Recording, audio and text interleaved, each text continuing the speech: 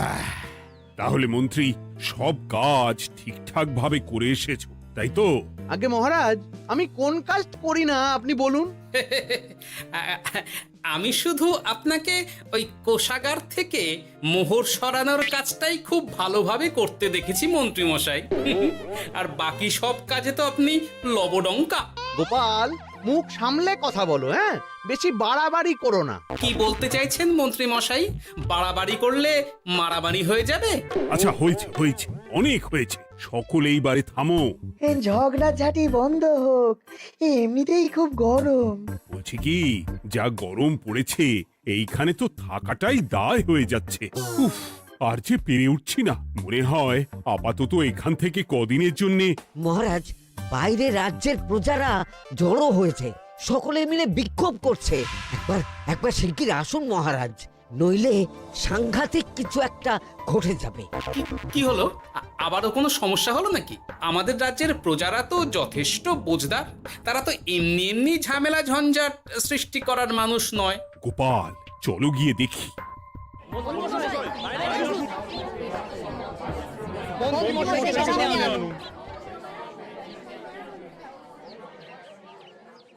কি ব্যাপার, তোমাদের কি সমস্যা হয়েছে? এইভাবে বিক্ষোভ করছো কেন? মহারাজ, মন্ত্রী মশাইকে সামনে আনুন, তারপর বলছি কি হয়েছে না হয়েছে। সেরেছে। আরে, আমাকে ডাকছে কেন? আচ্ছা, বলছি তোমরা একটু শান্ত হও। আমি বুঝতে পারছি তোমরা কিছু একটা কারণে খুবই অসন্তুষ্ট হয়েছো, তাই সেই জন্য বলছি আগে শান্ত হও, তারপর বলো মন্ত্রী মশাইকে কেন খুঁজছো, উনি কি করেছেন? গোপাল দাদা, তুমি তো জানোই রাজ্যে যা গরম পড়েছে, তার জন্য খাল বিল পুকুর নদী নালা একেবারে শুকিয়ে গেছে, চারিদিকে জলের হাহাকার। হ্যাঁ হ্যাঁ, সে তো জানি। গত সপ্তাহে এই সমস্যার কথা জানিয়ে মহারাজকে অনুরোধ করে গিয়েছিলাম যে রাজ্যের বাঁধটা যাতে খুলে দেওয়া হয়। কেন? আমি তো তোমাদের কথা রেখেছি। আমি তো দুদিন আগেই মন্ত্রীকে পর্যাপ্ত পরিমাণে মোহর দিয়ে বাঁধ খোলার কাজে পাঠিয়েছিলাম। কেন, উনি কি বাঁধ খোলেননি? সেইটা ওনাকেই জিজ্ঞাসা করুন। গত দুদিনে উনি তো বাঁধ খুলতে আসেনি, উপরন্তু আমরা ওনাকে ডাকতে গেলে উনি আমাদেরকে তাড়িয়ে দিয়েছেন। সে কি, এ তো ভারী অন্যায়। দুদিন ধরে অপেক্ষা করে আর না থাকতে পেরে আজকে আমরা এখানে এসেছি। এই অবস্থা আমরা কি করব? যদি আমাদেরকে আমাদের রাজ্য সাহায্য না করে তাহলে কোথায় যাব আমরা? ছি ছি ছি, আমি তো ভাবতেই পারছি না। মন্ত্রী, এই মন্ত্রী! মহারাজ, মন্ত্রী মশাইয়ের ব্যাপারটা পরে দেখে নিচ্ছি, আগে এদেরকে শান্ত করেই চলুন। মনে রাখবেন, প্রজারা একবার বিপক্ষে চলে গেলে কিন্তু খুব মুশকিল হয়ে যাবে। শোনো সকলে, তোমরা আজকের দিনটা একটু কষ্ট করো।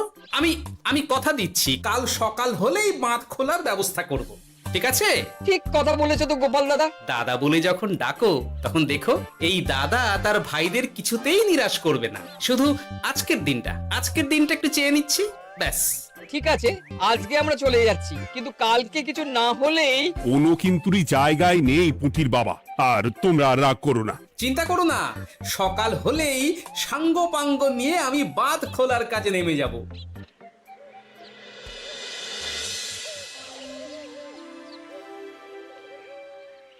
ছি ছি মন্ত্রী, তুমি এইভাবে আমায় মিথ্যে বললে। ভাবতেই পারছি না কি দরকার ছিল আমায় মিথ্যে আশ্বাস দিয়ে প্রজাদের সামনে নাক কান কাটার। মুখে কুলুপ কেন? উত্তর দাও। না মানে, আমার শরীরটা ঠিক ভালো ছিল না, তাই বাড়ি থেকে বেরোতে পারিনি। বলছি কি, শরীর খারাপ থাকলে রাজসভায় খবর দিতে পারতেন, আমরা কেউ দায়িত্বটা পালন করতাম, কি আছে? সমস্ত মোহরগুলো ত্যাগস্থ করে ঘাপটি মারলেন ঘরে। ছি ছি, জানাই আপনাকে ধিক্কার। সকলে মিলে করো প্রতিবাদের চিৎকার। মন্ত্রী মশাই, ছি ছি ছি ছি ছি ছি। মহারাজ, আপনি এক্ষুনি মন্ত্রী মশাইকে কদিনের জন্য সভা থেকে বহিষ্কৃত করুন। সে তো করবই, তবে তার আগে আমি চাই কালকে যখন বাঁধ খুলতে তোমরা নামবে, তখন সেই কাজে কোনো লোক নিয়োগ না করে মন্ত্রীকেই বাঁধ খুলতে নামাবে। মহারাজ, এ কেমন বিচার আপনার? আমি না রাজ্যের মন্ত্রী। মন্ত্রী না ষড়যন্ত্রী। মন্ত্রী মশাই, তাহলে কালকের জন্য প্রস্তুত থাকুন। মহারাজের বাঁধ খোলার জন্য সকল মোহর তো আগেই আত্মসাৎ করেছেন, এবার শুধু কাজে নেমে পড়বেন, কেমন?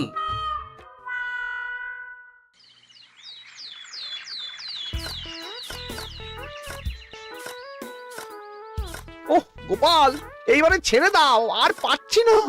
এত সহজে হাল ছাড়লে হবে বলুন? এই কে আছো? ওই শাবল কোদালগুলো দাও, আমি এদিকটায় খুঁচিয়ে দিই। সভাকবি, বিজ্ঞানী, এসো এসো এসো, হাত লাগাও। সবে মিলে করি কাজ, বাঁধ খোলা হবে আজ। বাঁধ খোলা হবে আজ, মন দিয়ে করো কাজ। একদম, হাত লাগাও, জোর লাগাও।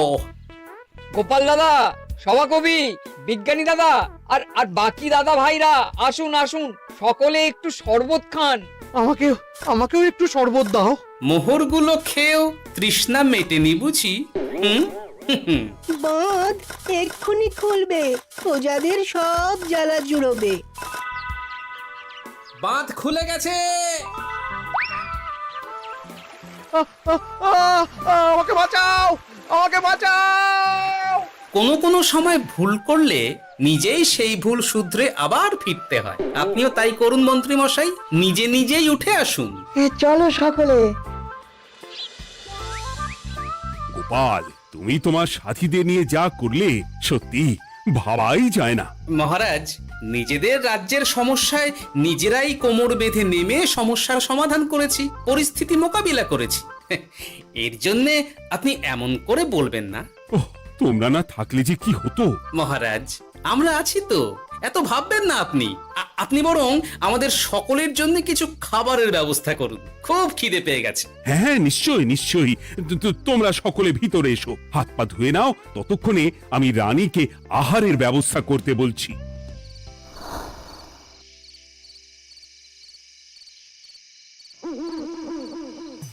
ওমা গো, ওমা বাঁচাও।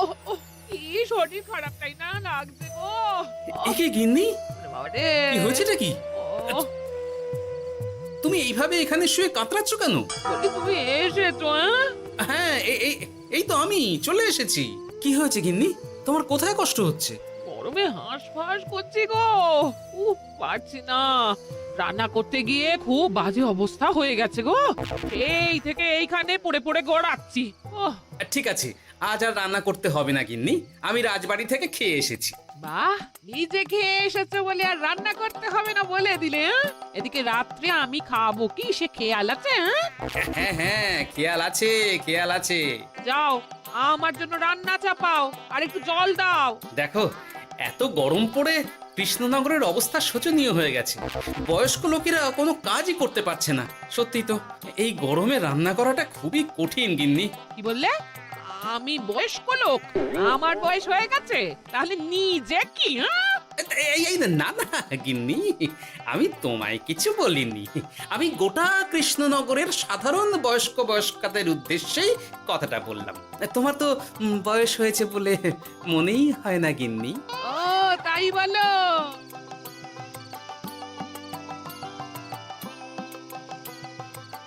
নাও গিন্নি, জল নাও। আজ না হয় আমি রান্না করব। হে ভগবান, মুখের একটু লাগাম দাও। এইভাবে যখন তখন সত্যি কথা বলিও না।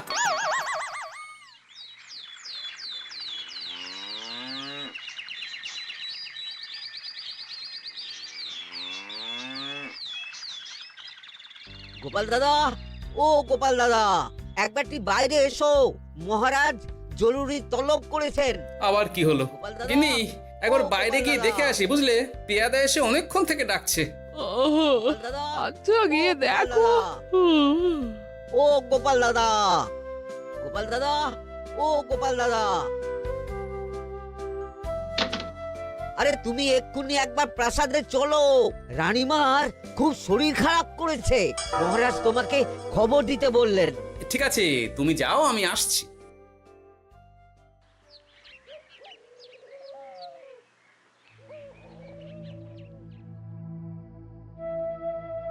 গোপাল, কি হবে বলো তো? রানী তো দুমদাম করে ব্যারামে পড়ে না। মহারাজ, ভয় পাবেন না, আমরা আছি তো। বৈদ্যকে পরীক্ষা করতে দিন, দেখি সে কি বলে। মহারাজ, অতিরিক্ত গরমের জন্য শরীরটা খারাপ হয়েছে। আসলে উনি এই তীব্র দাবদাহ নিতে পারেননি। তবে চিন্তা করবেন না মহারাজ, আমি বাড়ি গিয়ে এক ধরনের বিশেষ পথ্য পাঠিয়ে দিচ্ছি। রানীমা খেলেই সুস্থ হয়ে উঠবেন। মহারাজ নিজের কানেই তো শুনলেন, রানীমার তেমন গুরুতর কিছু হয়নি, চিন্তা করবেন না। বৈদ্যর ওষুধে উনি সেরে উঠবেন। যাওয়ার আগে একটা কথা বলে যাই, গরমের এই দাবদাহ কিন্তু আরো ভয়ঙ্কর হবে, তাই সকলে খুব সাবধানে থাকবেন। শরীর যাতে ঠান্ডা থাকে এমন হালকা পাতলা খাবার খাবেন। আসি, রাজসভায় দেখা হবে। মহারাজ, বৈদ্যমশাই কিন্তু এটা ঠিক বলেছেন, গরম আরো বাড়বে, তাই দুজনেই খুব সাবধানে থাকবেন, কেমন? গতকাল তো আমার গিন্নিও গরমের চোটে কুপোকাত হয়ে গেছিল, শেষমেশ আমাকেই বাড়ি গিয়ে রান্না করতে হলো আর কি। ও বাবা, তাই নাকি? তাহলে তো খুবই চিন্তার ব্যাপার। আচ্ছা মহারাজ, আমি তাহলে এখন আসি, আবার রাজসভায় দেখা হবে। এই গরমে আর এখানে থাকতে পারছি না, বলছি কদিনের জন্য না একটু অন্য কোথাও গেলে হয় না গো? গিন্নি, এই গরমে ঘরেই থাকো, অন্য কোথাও যাওয়ার মোটে নাম করো না। বাইরে বেরোতে গিয়ে যদি কোনোভাবে গরম হাওয়া শরীরে লেগে যায় তাহলে বিপত্তির আর শেষ থাকবে না গিন্নি। কিন্তু এখানেও তো যা গরম পড়েছে, পচে গলে মরে যাই আর কি। উফ গিন্নি, দয়া করে এইসব বাজে কথা বলা বন্ধ করো তো, আমার আয়ুর থেকেও তোমার আয়ু দীর্ঘ হোক। বাহ, তুমি এসব কথা কোথা থেকে শিখলে গো? হুম? এই তো তোমার থেকে আর কি। গোপাল, গোপাল, রাজ্যের অবস্থা খুবই বেহাল। এই সবই আমাদের পোড়া কপাল। আরে সভা কবি, কি হয়েছে? তোমাকে দেখে তো মনে হচ্ছে তুমি কিছু... বিজ্ঞানী মহারাজ দুজনেই অজ্ঞান, ঘটি ঘটি জল ঢেলেও ফেরাতে পারেনি তাদের জ্ঞান। কি বলছো কি? তা তুমি এই ব্যাপারটা জানলে কি করে? গিয়েছিলাম একটু আগে বিজ্ঞানীর বাড়ি, গিয়ে দেখি লোকজনের ভিড় সারি সারি। সে কি? শুনলাম মহারাজ তাকে কিছু বলতে এসেছিলেন, তারপরে দুজনে বাইরে বেরিয়ে আসতেই অজ্ঞান হয়ে গেলেন। মহারাজ বিজ্ঞানীর বাড়ি গিয়েছিলেন, তাও আবার রানীমাকে ছেড়ে? রাজবৈদ্য কত করে বললেন এই সময় যখন তখন ঘরের বাইরে বেরোবেন না, কে শোনে কার কথা? আমার মনে হয় মহারাজ তেমন কোনো গুরুত্বপূর্ণ কিছু কথা বলতেই বিজ্ঞানীর বাড়ি গিয়েছিলেন। গরম কমানোর উপায় আলোচনা করতে হয় তো গিয়েছিলেন। আমাদের মহারাজ তো নিজের চোখেই দেখেছেন এই তীব্র গরমের চোটে রাজ্যের কি অবস্থা, কি অবস্থা। ঠিক বলেছো গিন্নি, আমার এই কথাটা তো মাথাতেই আসেনি। ধন্যবাদ গিন্নি, অসংখ্য ধন্যবাদ তোমায়। আমায় পরে ধন্যবাদ জানিও। হ্যাঁ, এখন আর দেরি না করে বৈদ্য মশাইকে সঙ্গে নিয়ে বিজ্ঞানী মশাইয়ের বাড়ি যাও। হ্যাঁ,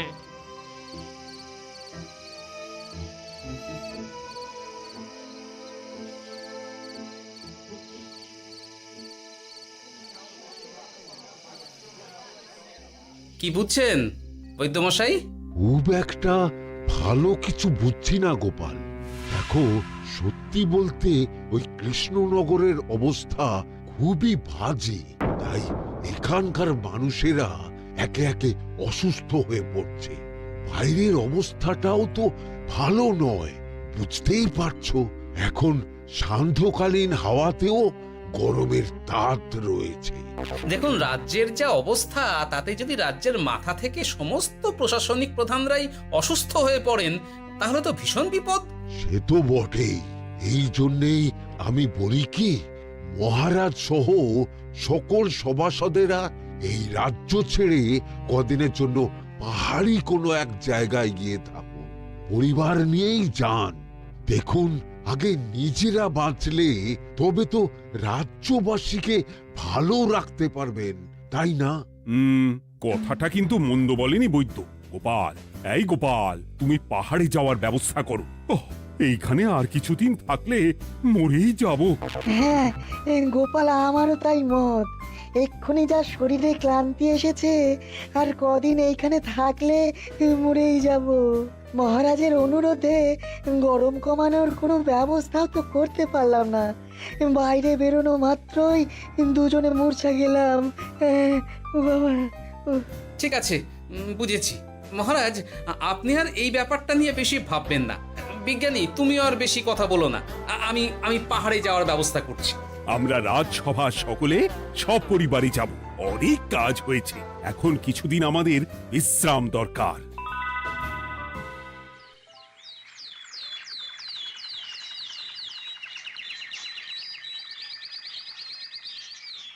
এ কি গোপাল, মন্ত্রীকেও তুমি আমাদের সঙ্গে নিয়ে যাচ্ছ?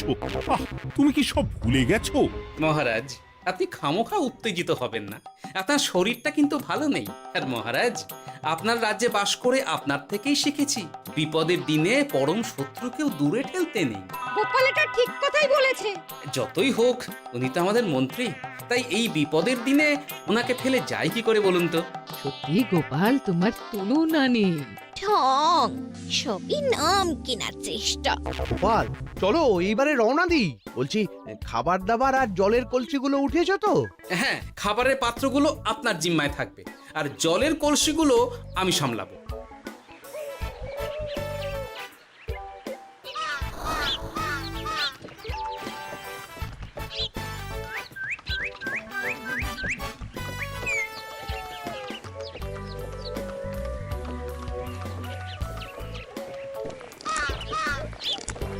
কি গো, তুমি খাবার ছেড়ে শুধুই জল খাচ্ছ?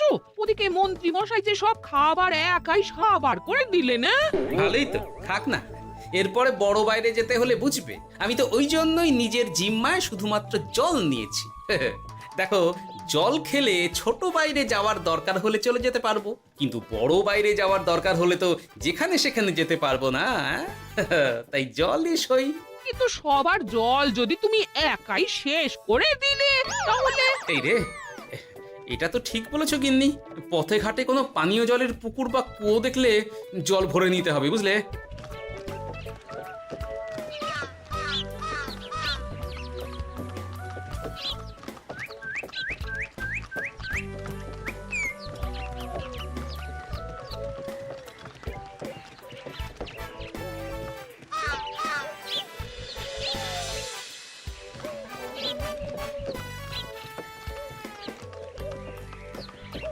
সকলে আসুন, দেখুন দেখুন, মহারাজ আমার মূর্ছা গিয়েছেন। আসুন।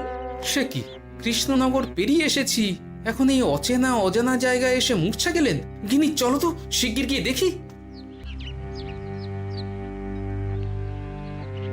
কেউ ঘাবড়াবেন না, মহারাজের শরীরটা আসলে খুব দুর্বল ছিল তো, তাই মূর্ছা গিয়েছেন। তবে চিন্তার কিছু নেই, আমি এক ধরনের পথ্য দিচ্ছি, এটা খেলেই উনি আবার সুস্থ হয়ে যাবেন। ঠিক আছে বৈদ্য মশাই, আপনি তাহলে যত তাড়াতাড়ি সম্ভব পথ্যটা তৈরি করুন। হ্যাঁ, আমার এই পথ্যটা তৈরি করার জন্যে একটু জলের প্রয়োজন। একটু জলের ব্যবস্থা করুন তো। এ মা, বলি গাড়িতে যে এক ফোঁটাও জল নেই গো, কি হবে?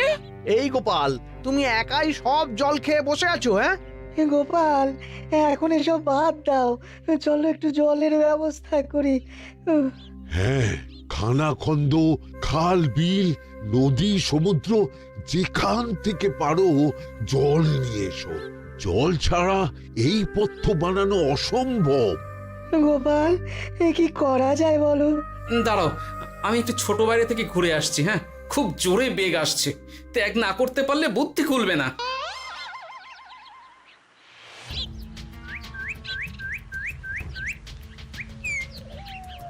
ওদিকে একটা পাত কুয়ো দেখতে পাচ্ছি মনে হচ্ছে।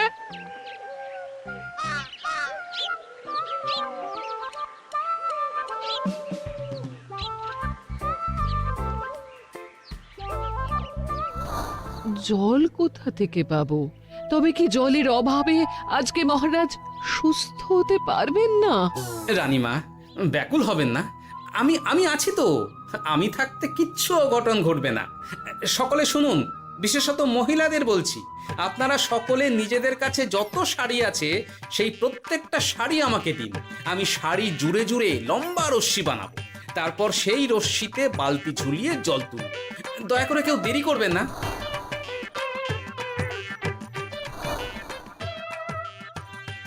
এই নাও আমার 5খানা শাড়ি। হ্যাঁ, এই নাও আমার 10খানা শাড়ি। আমি বাবা আমার লতা পাতা মিনি করা শাড়িগুলো দেব না। যা পারো করো, আমি বড় বাইরেতে যাচ্ছি। ওমা, বিপদের দিনে শাড়ি দেবে না? গায়ের জোরে নিয়ে আসবো। হ্যাঁ,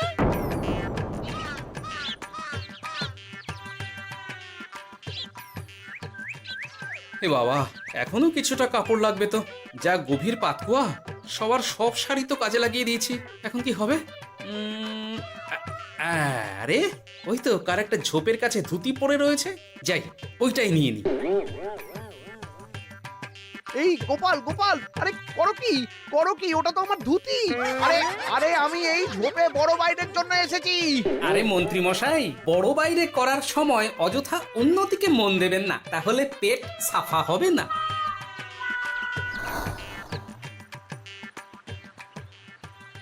গোপাল, তুমি ছিলে বলে এই যাত্রাতে রক্ষা পেলাম। ভগবান তোমাদের অনেক অনেক মঙ্গল করুক। এই দেখো না, ওরা না আমার লতা পাতা আঁকা শাড়িগুলো নিয়ে নিয়েছে। এই, দূর তোমার শাড়ির লতা পাতা, আমি নিজেই জড়িয়েছি বড় বড় ঘাস পাতা। কি চুল করছে রে।